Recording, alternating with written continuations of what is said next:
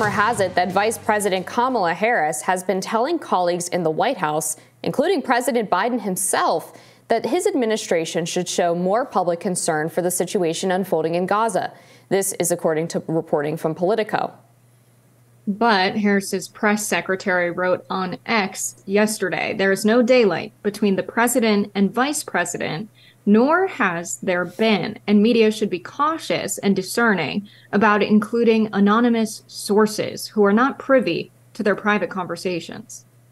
John, why does somebody around here leak that the vice president is upset with the president about Gaza?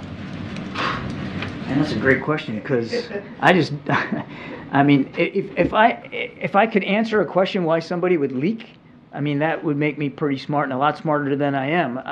Let me just give me a second here. You've seen us officially and on the record, not in a leak, refute the basic premise of the story, that there's some sort of daylight between the vice president and the president. I found the headline of the story interesting, that the vice president is pushing the White House to, you fill in the blank, XYZ. Last I looked, the vice president is part of the White House. She's part of the team. And if she wasn't offering her advice and counsel to the president on innumerable issues, that would be a story. Her job is to provide advice and counsel to the president. The White House columnist at the Hill, Niall Stanage, joins us now to weigh in. Niall, I have to say, when I read this story, I thought, who else benefits from this but the vice president herself? The president is hemorrhaging support among Arab Americans and young voters. It seems quite strategic for Kamala Harris to try to create this perception that there is daylight between her and the rest of the administration on the Israel-Gaza conflict. Yeah, I think that's true. I mean, if you look at the Democratic Party, there is a wound running right up the middle of the Democratic Party about this issue of Israel and the Palestinians. And we see a large number of particularly younger and more progressive voters being more sympathetic to the Palestinians. There has clearly been real rage among that segment of the Democrats about the attitude or the line that President Biden has taken. If we assume, and I think we can, that the Vice President has at least one eye on her future ambitions, then it makes sense for her to at least purport to show some degree of sympathy for that more progressive line. Sure, and she was just heckled by a Democratic state lawmaker during a holiday speech. This individual was calling for a Gaza ceasefire. She reacted quite acerbically to that, saying, I'm speaking right now. And this, of course, also comes with the context that Biden is very unpopular, even among the Democratic base, and there have been a lot of calls for someone else to run in the primary, either against him or in place of him. Do you think that this heckling moment perhaps bothered Kamala? I mean, this leak came not too long afterward. I'm not sure if the heckling bothered her, but obviously there is questions about what comes after President Biden. Now, I don't take the view that he would face any serious primary challenge. I mean, we have people like Dean Phillips, who I don't frankly consider terribly serious. I'm thinking about people like Gavin Newsom or Kamala Harris herself or other people like that challenging him. I don't envision that happening. But at some point, it's going to be a post-Biden era. And Kamala Harris needs to protect and, if possible, burnish her reputation for that eventuality. She hasn't really done so, and what she has done in office, her approval ratings broadly are pretty bad. They're approximately the same as President Biden's. So certainly she would have to improve those ratings and have to appeal more to the party than she has done up to this point. Let's let Jessica jump in here. Jessica, take it away.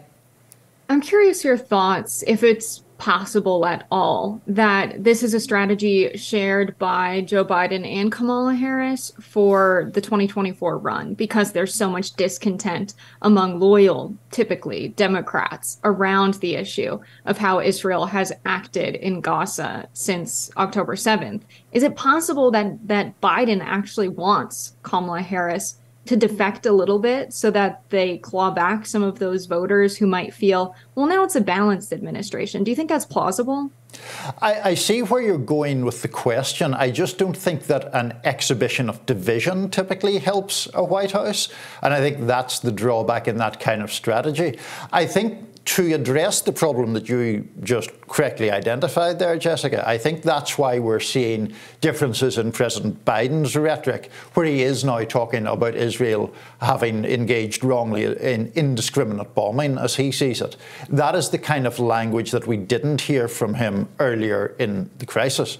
I think it's worth mentioning that President Biden himself is clearly and sincerely very pro-Israel. I mean, he tells that story numerous times about meeting Golda Meir when he was a young senator, being very impressed by Israel, as he sees it, fighting for its life, for its existence in the early decades of it, having been created. The point is, I think that there's a real generational divide between people of President Biden's age who do tend to see it as this sort of plucky democracy in the Middle East, and Democrats of a younger generation who see it as a regional superpower underwritten by the United States, essentially, certainly occupying the West Bank and repressing Palestinian rights. How much of this do you see really as true strategy, and the political base, the voters that typically go more progressive, more Democrat, their opinion on the Israel-Gaza situation shaping perhaps Kamala Harris's strategy to have a leak or to secretly be critical of the president's handling of Gaza?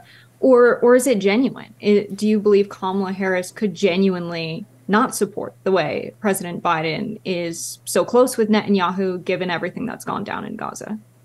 So I think Kamala Harris is a little bit, at least, more attuned to the progressive sensibility on these things. And she's not of the same generation as President Biden, which tends to be a very vigorously pro-Israel generation. And to the point about strategy and how the strategy is a reflection of political pressure, I think that Democrats who are sympathetic to the Palestinians have, I think, genuinely created some level of movement on the part of the administration to try to be at least a little more even-handed. Whether that is to their liking or to the extent that they want, I think probably not. But they have at least created some level of movement by virtue of their pressure from the left, I think. Niall, this is also not the first time that there has been this perceived division between Joe Biden and Kamala Harris. There were reports shortly after the inauguration that Dr. Jill Biden was quite unhappy that Kamala supposedly or suggested rather that Joe Biden was a racist during one of the early Democratic primary debates. Joe Biden has put her in charge of the border and voting rights, both issues that were almost sure to be either failures or perceived as failures on behalf of the administration. So this is really only the latest issue there. What do you think is sort of the current posture between Joe Biden and Kamala Harris? Is there still that tense relationship that they've seemed to have over the past couple of years? By all accounts, on a sort of one-to-one basis, there isn't that much tension. But I think you're right to bring up those two issues that you mentioned. Firstly, that famous debate performance, which was about the issue of school busing. Right. And Kamala Harris, as a candidate, really been very critical of then-candidate Biden, with this implication that, as you say, he was racist. I mean, that's obviously going to elicit a big counter-reaction from now President Biden and from the people close to him. The other point, I think, is even maybe underreported, which is the fact that Kamala Harris was kind of sandbagged in a way by the issues that she was given to work on. Like, oh, just sort out immigration. Like, how does one even begin to do that in the current situation? I know she talks about addressing the root causes. I think it's right that you do have to address the root causes, but that takes years. Voting rights has proven obviously extraordinarily difficult to get any progress or action on. Yeah, I think you're right that she has been sandbagged to an extent. That's probably the right term. All right, we're going to leave it there. Thanks so much for joining us, Niall, and hopefully come back soon on Rising. Thank you.